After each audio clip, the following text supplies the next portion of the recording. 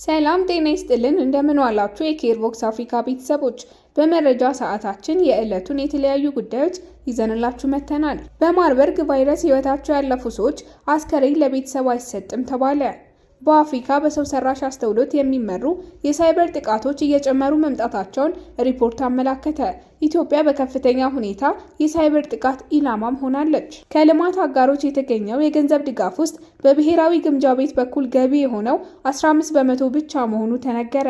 የሲንጋፖሩ ጠቅላይ ሚኒስትር ከጂ20 ስብሰባ በኋላ ኢትዮጵያ እንደሚጎበኙ ተገለጸ። አሃዱ ባንክ ከታክስ በፊት ግማሽ ቢሊዮን ብር ማትረፉን ይፋ አድርጓል። የዓለም ባንክ ዝቅተኛ ገቢ ያላቸው ሀገራት ለጤና የሚመድቡት ገንዘብ እጅግ አነስተኛ ነው አለ። ቦይንግ አውሮፕላኖችን በመግዛት ከአፍሪካ ቀዳሚ የሆነው የኢትዮጵያ አየር መንገድ 11 አውሮፕላኖችን ገዝቷል። ውድ አድማጭ ተመልካቾቻችን እነዚህም በሰፊው ለመስማት እንዲሁም ሌሎች መረጃዎች እንዲደርሳችሁ ቻናሉን ላይክ፣ ሼር፣ ሰብስክራይብ እያደረጋችሁ ቤተሰብ ይሁኑን። ትኩስና የተረጋገጡ መረጃዎችን የሚያገኙ። ወደ ቀዳሚ መረጃችን ስናልፍ የመንግስት ሰራተኞችን የምዘና ፈተና ተግባራዊ ሊደረግ ነው። የተቋማት ሪፎርም ወይም የማሻሻያ ስራ እየተደረገባቸው ካሉት መካከል የሲቪል ሰርቪስ ኮሚሽን አንዱ ነው። በዚሁ ማሻሻያ መሰረት የመንግስት ሰራተኛው ብቁ እንዲሆን ባህሪውንና የተሰማራበትን የስራ ዘርፍ የሚመዝን ፈተና ይሰጠዋል ተብሏል። ፈተናውን የወደቀና ስልጠና ወስዶ ተመሳሳይ ውጤት ያመጣ ከስራው እንደሚባረርም ኮሚሽኑ ተናግሯል። የምዘና ዋና ዓላማ ግን ሰዎችን ከስራ ማባረር ሳይሆን ብቁ ሰራተኛ ለመፍጠር ያለመ ነው ሲልም ኮሚሽኑ ገልጿል። በማርበርግ ቫይረስ ህይወታቸው ያለፉ ሰዎች አስከሬን ለቤተሰብ አይሰጥም ተባለ። የጤና ሚኒስቴር እና የህብረተሰብ ጤና ኢንስቲትዩት የበሽታውን ስርጭት ለመግታት ጥብቅ ደንቦችን አውጥተዋል። በቅርቡ በኢትዮጵያ ውስጥ መገኘቱ የተዘገበውን የማርበርግ ቫይረስ ስርጭት ለመቆጣጠር የጤና ሚኒስቴር እና የህብረተሰብ ጤና ኢንስቲትዩት አዲስ መመሪያዎችን አስተላልፈዋል። በሽታው በንክኪ በቀላሉ የሚተላለፍ በመሆኑ ህይወታቸው ያለፉ ሰዎች አስከሬን ከዚህ በታች በተጠቀሰው መሰረት በጥብቅ ይያዛል ተብሏል። አንደኛው መመሪያ አስከሬኑ ለቤተሰቡ አይሰጥም። የቫይረሱ ሰለባ የሆኑ ሰዎች አስከሬን ለቤተሰቡ አይሰጥም። ከእጥበት ጋር በተያያዘ አስከሬኑ መታጠብ፣ ማላሸት አይፈቀድም።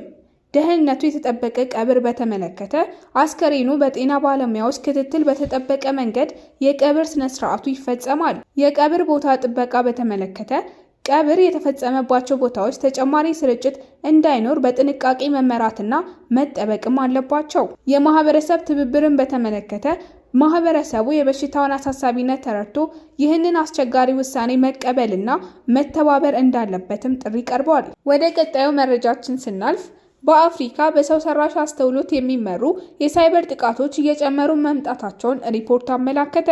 ኢትዮጵያ በከፍተኛ ሁኔታ የሳይበር ጥቃት ኢላማ ሆናለችም ተብሏል። አፍሪካ በሰው ሰራሽ አስተውሎትና በተፋጠነ ዲጂታላይዜሽን የተነሳ የሚፈጸሙባት የሳይበር ጥቃቶች በከፍተኛ ፍጥነት እየተባባሱ መምጣታቸውን ቼክ ፖይንት ሶፍትዌር ቴክኖሎጂስ በ2025 የአፍሪካ የሳይበር ደህንነት ባወጣው ሪፖርት አመላከተ። ኢትዮጵያ በአህጉሪቱ በብዛት ኢላማ እየሆነች ያለች ሀገር ሆናለችም ሲል ገልጿል። ሪፖርቱ በአሁኑ ጊዜ በአፍሪካ ያሉ ድርጅቶች በሳምንት በአማካይ ከ3000 በላይ የሳይበር ጥቃቶች እንደሚገጥሟቸው አስታውቋል። ከሀገራት መካከል ናይጄሪያ በብዛት ጥቃት ያስተናገደች ሲሆን ኢትዮጵያ ደግሞ በሳምንት ከ11000 በላይ የሚሆኑ ጥቃቶች ኢላማ በመሆን በከፍተኛ ሁኔታ የሳይበር ጥቃት ኢላማ ከሆኑ የአፍሪካ ሀገራት መካከል አንዷ መሆኗን የደቡብ አፍሪካው አፍሪካ ዘግቧል። ኃላፊው ያልተለመደ ሲሉ የገለጹት የኢትዮጵያን ከፍተኛ የሳይበር ጥቃት ኢላማነቷን ሀገሪቱ እያካሄደች ከምትገኘው የተፋጠነ የዲጂታል ሽግግር ጋር አያይዘውታል። ድርጅቶች በወረቀት ላይ ከተመሰረተ አሰራር ወደ ዲጂታል ስርዓቶች ሲሸጋገሩና የክላውድ አገልግሎቶችን መጠቀም ሲጀምሩ ለሳይበር ጥቃት ተጋላጭ የመሆን እድሎች እየሰፋ በመሄድ ለጠላፊዎች በርካታ አጋጣሚዎችን እንደሚፈጥሩም ጠቁመዋል። በሌላ መረጃችን ከልማት አጋሮች የተገኘው የገንዘብ ድጋፍ ውስጥ በብሔራዊ ግምጃ ቤት በኩል ገቢ የሆነው 15 በመቶ ብቻ መሆኑ ተነገረ።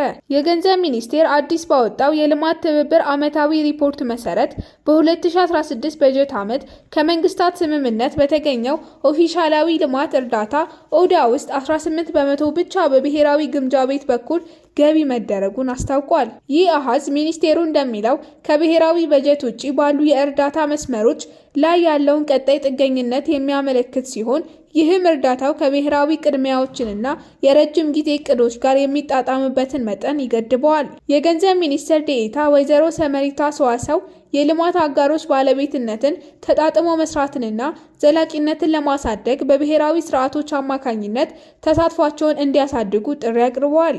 ሪፖርቱ ኢትዮጵያ በበጀት ዓመቱ ለ87 ፕሮጀክት ከ21 አጋሮች 4.1 ቢሊዮን የአሜሪካ ዶላር የቃል ኪዳን ድጋፍ ማግኘቷን ያሳያል። ከዚህ ውስጥ 2.1 ቢሊዮን ዶላር ድጎማ ሲሆን 1.9 ቢሊዮን ዶላር 47 በመቶ ደግሞ አነስተኛ ወለድ ብድር ነው። ዓለም አቀፍ የልማት ማህበር በ2.6 ቢሊዮን ዶላር ትልቁን ድጋፍ ሲሰጥ ቀጥሎ ግሎባል ፈንድ እና ዩኤስአይዲ ተጠቃሽ ናቸው። የዘርፍ ድርድሩ ግብርናን 1.3 ቢሊዮን ዶላር፣ ኃይል ማመንጫን 768 ሚሊዮን ዶላር እና ጤናን 694 ሚሊዮን ዶላር ቅድሚያ ሰጥቶታል። ከጠቅላላ የቃል ኪዳን መጠን 2.8 ቢሊዮን ዶላር የተለቀቀ ሲሆን 77 በመቶ 2.2 ቢሊዮን ዶላር በበጀት ውስጥ ተመዝግቧል።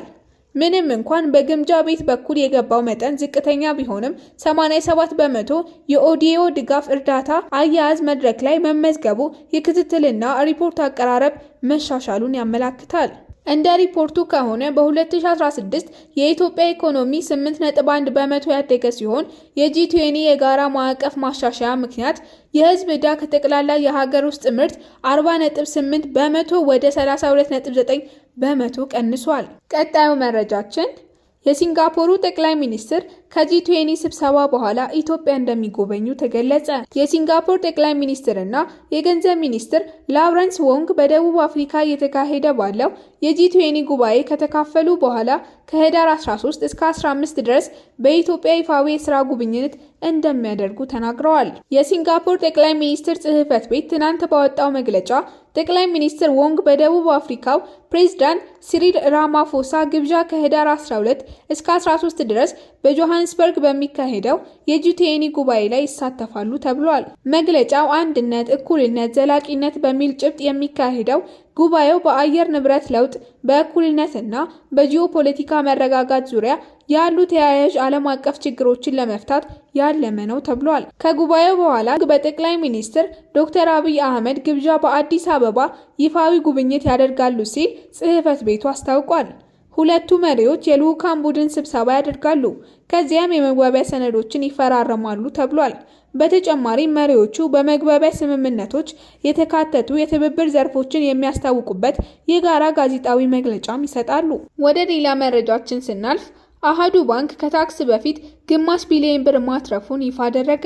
አሃዱ ባንክ በ2017 በጀት ዓመት ባስመዘገበው የተሻለ ፋይናንስ አፈጻጸም ከታክስ በፊት 502.1 ሚሊዮን ብር ትርፍ ማግኘቱን በአራተኛው መደበኛና ሁለተኛው አስቸኳይ ጠቅላላ ጉባኤ ላይ ይፋ አድርጓል። ይህ ውጤት ከቀደመው ዓመት ጋር ሲነጻጸር የ351 በመቶ ብልጫ ያለው እድገት የሚያሳይ ነው።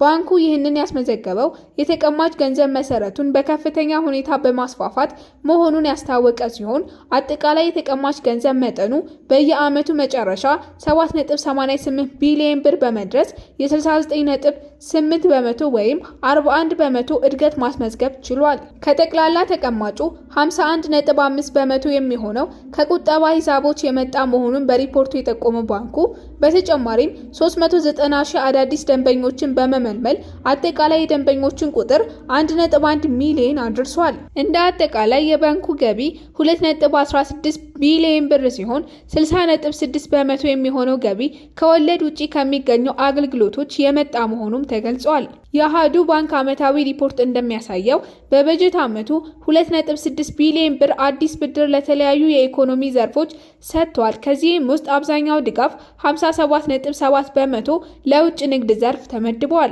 ባንኩ አጠቃላይ ሀብቱን ከ10.1 ቢሊዮን ብር በላይ በማድረስና ከ88.2 ሚሊዮን የአሜሪካ ዶላር በላይ የውጭ ምንዛሬ ማሰባሰብ መቻሉን ካፒታል ጋዜጣ የተመለከተው ሪፖርት ያመለክታል። ቀጣዩ መረጃችን የዓለም ባንክ ዝቅተኛ ገቢ ያላቸው ሀገራት ለጤና የሚመድቡት ገንዘብ እጅግ አነስተኛ ነው አለ። የዓለም ባንክ ዝቅተኛ ገቢ ያላቸው ሀገራት ለጤና የሚመድቡት ገንዘብ እጅግ አነስተኛ ነው አለ። እንደ ኢትዮጵያ፣ ማሊና ኡጋንዳ የመሳሰሉ ዝቅተኛ ገቢ ያላቸው ሀገራት መንግስታት ለጤና ጥበቃ የሚመድቡት ገንዘብ እጅግ በጣም ትንሽ መሆኑን የዓለም ባንክ ያለፈው ረቡዕ አስታውቋል። ድሆቹ ሀገራት መንግስታት ለጤና የሚመድቡት ገንዘብ የዓለም ባንክ መሰረታዊ የጤና አገልግሎት ለማድረስ ያስፈልጋል ከሚለው ዝቅተኛ ተመን እንኳ በእጅጉ ያነሰ ነው ሲል የዓለም ባንክ በሪፖርቱ ገልጿል። የዓለም ባንክ እንደሚለው ባለፈው የጎርጎሪያኑ 2024 ኢትዮጵያ፣ ማሊና ኡጋንዳን የመሳሰሉት ሀገራት መንግስታት ለጤና ጥበቃ የሚመድቡት በነፍስ ወከፍ በየዓመት $17 ነው። ይሁንና ይህ ገንዘብ በሀገራቱ በጎርጎሪያኑ 2024 ለመሰረታዊ ጤና ጥበቃ ይመድባሉ ብሎ ከገመተው በ3 እጥፍ ያነሰ መሆኑ ተመላክቷል። እንደ ባንኩ ገለጻ ድሆቹ ሀገራት ለየዜጋቸው መሰረታዊ ጤና አገልግሎት ለማድረስ በእርዳታ የሚያገኙት ከየካዝናቸው በዓመት በትንሹ $90 መመደብ አለባቸው። ለጤና አገልግሎት የሚመደበው ገንዘብ በድሆች ሀገራት ብቻ ሳይሆን እንደ ህንድ፣ ፓኪስታን፣ ቪየትናም የመሳሰሉ በመካከለኛ እድገት ላይ የሚገኙ ሀገራት ለጤና ጥበቃ የሚመድቡት ገንዘብ የመቀነስ አዝማሚያ እንደሚታይባቸውም ባንኩ አስታውቋል። መጨረሻ ወደ ያዝነው መረጃችን ስናልፍ ቦይንግ አውሮፕላኖችን በመግዛት ከአፍሪካ ቀዳሚ የሆነው የኢትዮጵያ አየር መንገድ 11 አውሮፕላኖችን ለመግዛት ተዋውሏል። የኢትዮጵያ አየር መንገድ 11 ቦይንግ 737 ማክስ አውሮፕላኖችን ከቦይንግ ኩባንያ ለመግዛት መዋዋሉን አስታውቋል። አየር መንገዱና ቦይንግ ከዚህ ስምምነት ላይ ደረሱት በተባበሩት አረብ ኤሚሬቶች በዱባይ ከተማ ሰኞ ዕለት በተካሄደው ዓለም አቀፍ የአውሮፕላኖች ኤግዚቢሽን ላይ ነው። ይህ ስምምነት አየር መንገዱ ቦይንግ አውሮፕላኖችን በመግዛት በአፍሪካ ቀዳሚ አድርጎታል። የአየር መንገዱ ዋና ስራ አስፈጻሚ አቶ መስፍን ጣሰው የኢትዮጵያ አየር መንገድ ከቦይንግ ጋር ያለው አጋርነት እያደገ መሄዱንም በወቅቱ ተናግረዋል። የኢትዮጵያ አየር መንገድ በአፍሪካ 737 በ777 እና በ787 ድሪም ላይነር አውሮፕላኖች ብዛት ቀዳሚም ነው። እንደ አውሮፓውያኑ አቆጣጠር በ2024 ስምምነት 777 እንዲሁም ተጨማሪ 12 አውሮፕላኖችን ለመግዛት ከኩባንያው ጋር ተፈራርሟል። የአየር መንገዱ ዋና ስራ አስፈጻሚ ስምምነቱ ይፋ በሆነበት ወቅት ተጨማሪ 737 ማክስ አውሮፕላኖች ለመግዛት በዱባይ የአውሮፕላን አውደ ርዕይ ላይ ይፋ ስናደርግ ትልቅ ደስታ ይሰማናል ብለዋል። አየር መንገዱ እስካሁን ድረስ ከ60 በላይ አውሮፕላኖችን ለመግዛት አዞ ለመረከብ እየተጠባበቀ መሆኑን ድረ ገጹ ላይ የተቀመጠው መረጃ ያሳያል። ከእነዚህ መካከል ከፍተኛ ቁጥር የሚይዙት ቦይንግ አውሮፕላኖች ናቸው። ለዕለቱ ያዝንላችሁ መረጃዎች እነዚህ ነበሩ። ሌላ ጊዜም ትኩስና የተረጋገጡ መረጃዎች እንዲደርሳችሁ ቻናሉን ላይክ፣ ሼር፣ ሰብስክራይብ ማድረጋችሁን አትርሱ። ሰላም ቆዩን።